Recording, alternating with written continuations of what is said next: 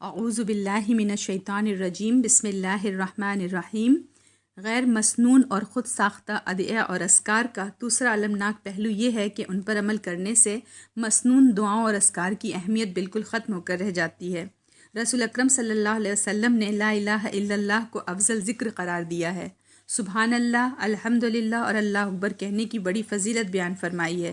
اللہ تعالیٰ کے 99 ناموں کو جنت میں داخل ہونے کی ضمانت قرار دیا ہے۔ لا حول ولا قوت الا باللہ کو جنت کا خزانہ کہا گیا ہے۔ اسم اعظم کو قبولیت دعا کا شرف حاصل ہے۔ درود شریف کا ذکر قیامت کے دن رسول رحمت صلی اللہ علیہ وسلم کی سفارش کا باعث ہوگا۔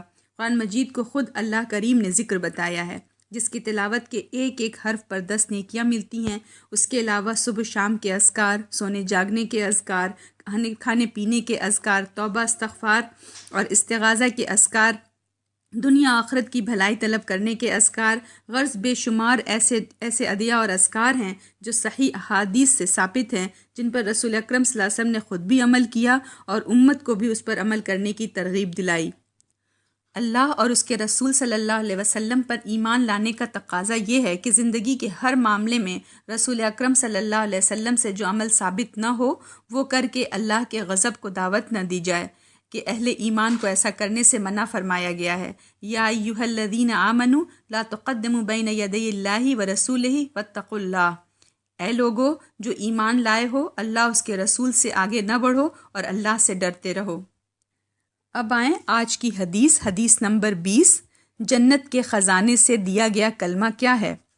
ان ابی ذر رضی اللہ عنہ قال لی رسول اللہ صلی اللہ علیہ وسلم الا ادلک علی کنز من کنوز الجنہ قلت بلا یا رسول اللہ صلی اللہ علیہ وسلم قال لا حول ولا قوة الا باللہ، رواہ ابن ماجہ۔ حضرت ابو ذر رضی اللہ تعالیٰ عنہ کہتے ہیں، مجھے رسول اللہ صلی اللہ علیہ وسلم نے فرمایا، کیا میں تجھے جنت کے خزانوں میں سے ایک خزانے کے بارے میں آگاہ نہ کروں؟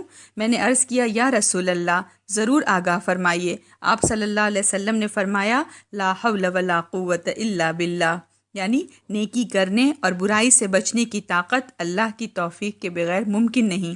اسے ابن ماجہ نے روایت کیا ہے اور یہ حدیث صحیح ہے۔